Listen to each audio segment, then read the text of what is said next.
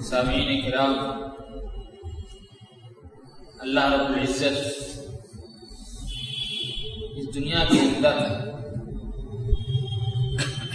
اہل ایمان کے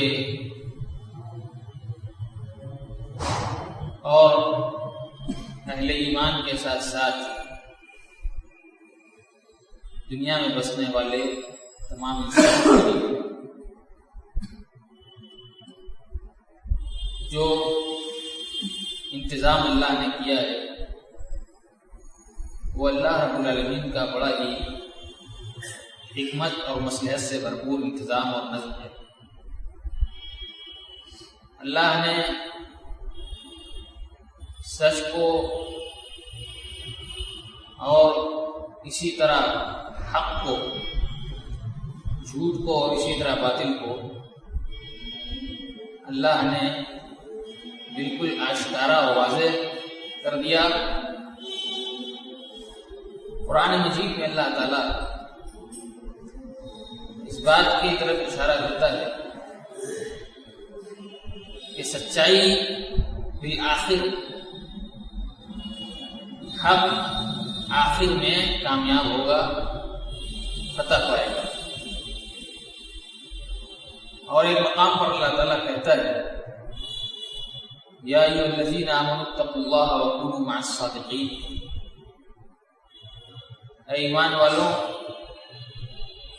اللہ سے ڈرو اور سچے لوگوں کے ساتھ رہو۔ اور ایک جگہ اللہ تعالیٰ فرماتا ہے والذی جاء بالصدق وصدق بہ، وہ ذات جو سچائی کے ساتھ آئی، والذی جاء بالصدق، جو سچائی لے کر آئی، وصدق بہ، اور جس نے اس سچائی کی تصدیق کی، جس نے اس سچائی کو مان لیا، تسلیم کر لیا۔ یہ بہت بڑی کامیابی کی بات ہے کہ سچائی اللہ کی طرف سے در حقیقت ایسی چیز ہے جس پر چلنا اور جس کا ساتھ دینا بڑی امتحان اور آزمائش کا سبب ہے کہ آدمی سچ راستہ اختیار کر لے، سچائی کو اختیار کر لے اور سچے لوگوں کا راستہ اختیار کر لے اور پھر ان لوگوں کے ساتھ رہے، وَقُومُوا مَعَ الصَّادِقِينَ، اور سچے لوگوں کے ساتھ ہو جاؤ، سچے لوگوں کا ساتھ دو۔ یہ بہت مشکل بظاہر ہے، لیکن اس کا بڑا اچھا صلہ اور بڑا اچھا اس کا نتیجہ اور انجام۔ بظاہر مشکل ہے اس لیے کہ سچائی ہمیشہ کم لوگوں میں ہوتی ہے، قلت میں ہوتی ہے، کمزوروں میں ہوتی ہے، مجبوروں بے بسوں میں ہوتی ہے۔ تو یہ اللہ تعالیٰ کی طرف سے ایک امتحان ہوتا ہے۔ غزوہ تبوک کے موقع پر اللہ کے نبی صلی اللہ علیہ وسلم نے صاف صاف اشارہ کر دیا کہ اس میں شامل ہونا ہے، اس میں شریک ہونا ہے، اور اس میں شامل ہونا اور شریک ہونا بہت ضروری تھا، اس لیے کہ اس سے پہلے اللہ کے نبی صلی اللہ علیہ وسلم جب بھی کوئی بات معرکہ اور غزوہ کے تعلق سے کرتے تھے تو اشارے میں کرتے تھے، لیکن اس میں آپ نے بالکل وضاحت کر دی تھی کہ اس بار یہاں جانا ہے، اس وقت جانا ہے، اس کی وضاحت کر دی تھی۔ اس کی ضرورت اور اس کی اہمیت کے پیش نظر ساری باتیں بتلا دی تھیں کہ ایسے جانا ہے، یہاں جانا ہے۔ منافقین چالیں چل رہے تھے، سازشیں کر رہے تھے کہ لا تنفروا فی الحر، گرمی بہت سخت ہے، اس سخت گرمی میں نہ نکلو۔ قل نار جہنم اشد حرا، اللہ تعالیٰ نے کہا کہ اے نبی آپ کہہ دیجئے کہ جہنم کی گرمی اس سے زیادہ سخت ہے، نار جہنم اس سے زیادہ گرم ہے، اس کی گرمی اس سے زیادہ ہے، اس کی تپش اس سے زیادہ ہے۔ اس گرمی کا خوف مت دلاؤ. جو ایمان والے ہیں ان کے لیے یہ گرمی کچھ بھی نہیں، نار جہنم تو اس سے کہیں زیادہ سخت ہے. بہت سارے لوگ جو اس مارکے میں شامل ہوئے، اور بہت سارے ایسے تھے جو تنگی کی وجہ سے اور سامان سفر نہ ہونے کی وجہ سے، توشہ سفر اور سواری نہ ہونے کی وجہ سے جا نہیں سکے. اللہ کے نبی صلی اللہ علیہ وسلم نے ان کے بارے میں کہا کہ جو لوگ مدینہ میں ہیں اور تمہارے ساتھ یہاں شریک نہیں ہو سکے، قلت کی وجہ سے، سامان کی کمی کی وجہ سے، تنگی کی وجہ سے، سواری کے نہ ہونے کی وجہ سے، لیکن ان کا ارادہ تھا شامل ہونے کا، تو وہ بھی اس کے برابر حقدار ہیں، اس کے اجر و ثواب کے، اس کے مال و غنیمت کے. جس طرح تم حقدار ہو اس طرح وہ بھی حقدار ہے. منافقین پیچھے رہے، گئے نہیں، بہانہ کر دیا ان لوگوں نے اور کہا کہ ہم یہیں رہیں گے، یہاں سے نکلیں گے نہیں، اور لوگوں کو بھی کہا کہ یہاں سے نکلو مت. 3 آدمی ایسے تھے جو سچے تھے، اہل ایمان اور اہل صدق تھے، ایمان والے تھے، سچے لوگوں میں سے تھے، صحابی تھے.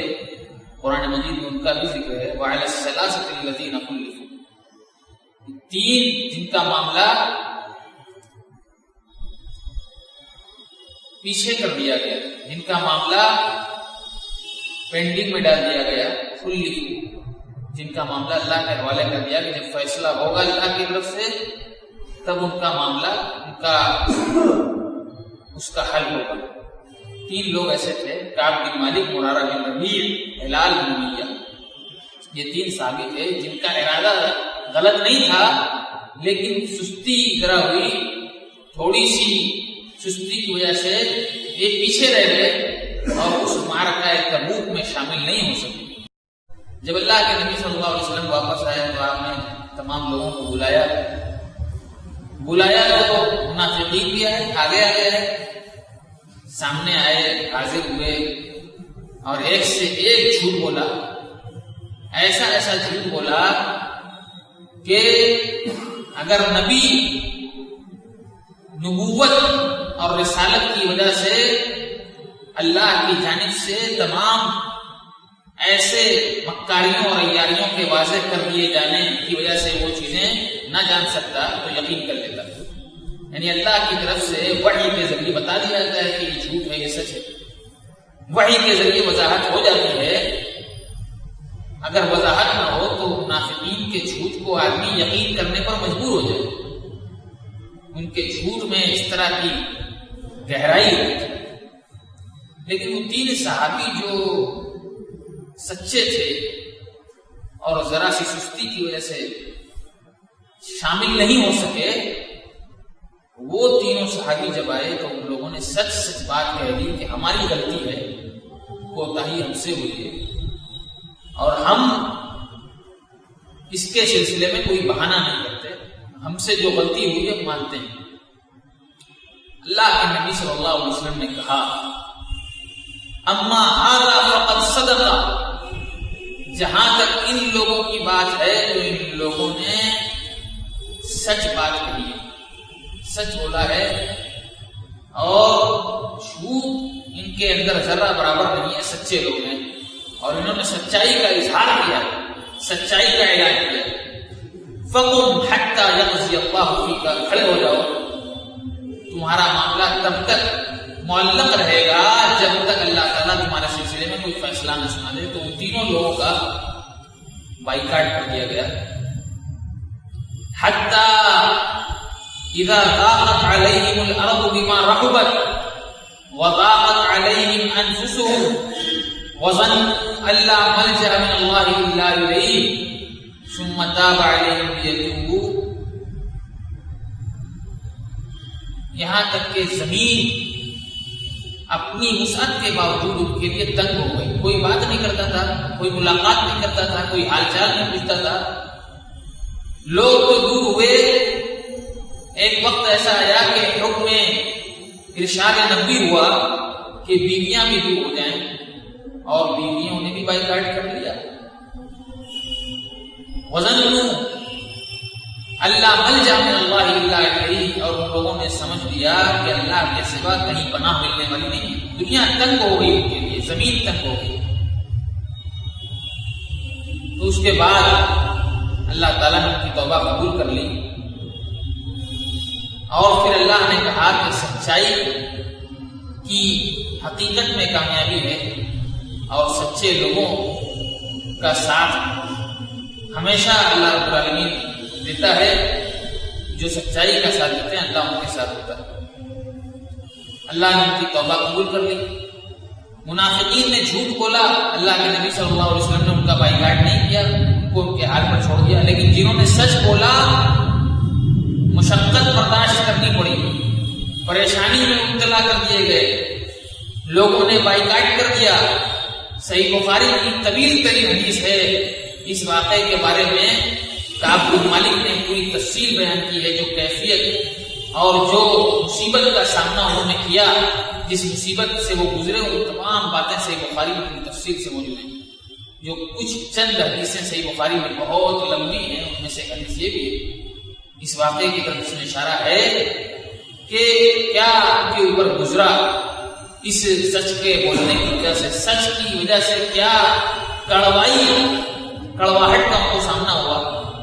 اسی لیے ایک حدیث میں اللہ کے نبی صلی اللہ علیہ وسلم نے کہا ہے کہ سچ جو ہے کڑوا ہوتا ہے. قل الحق ولو کان مرا, حق بات, سچ بات جو ہے کہہ دو اگرچہ کڑوی ہو. تو یہ سچائی, یہ در حقیقت حق بات, اس میں بڑی آزمائش ہے, بڑا امتحان ہے. اللہ تعالیٰ اس سچائی کی وجہ سے حضرت ابراہیم علیہ السلام کو بڑی آزمائشوں کا سامنا کرنا پڑا. سچائی کی وجہ سے ان کو نار نمرود کی آگ میں جھونک دیا گیا, اور اسی سچائی کی وجہ سے حضرت ابراہیم کو بہت بڑا مرتبہ, بہت بڑا درجہ بھی ملا. وَإِذِ ابْتَلَىٰ إِبْرَاهِيمَ رَبُّهُ بِكَلِمَاتٍ فَأَتَمَّهُنَّ. اللہ تعالیٰ کہتا ہے کہ جب ابراہیم علیہ السلام کو ان کے رب نے بہت ساری چیزوں کے ذریعے آزمایا, فَأَتَمَّهُنَّ, تو وہ ساری کی ساری چیزوں میں کامیاب ہو گئے. آدمی آزمایا جا رہا ہے, کہیں وہ عاجز رہتا ہے, گھبرا جاتا ہے, اور وہ ڈگمگا جاتا ہے, استقامت کھو بیٹھتا ہے, اس کا ایمان کمزور پڑ جاتا ہے, وہ آدمی ناکام ہو جاتا ہے. حضرت ابراہیم کے بارے میں اللہ تعالیٰ کہتا ہے کہ آزمائشوں میں اللہ نے بہت آزمائشوں میں ڈالا, ساری آزمائشوں میں کامیاب ہو گئے.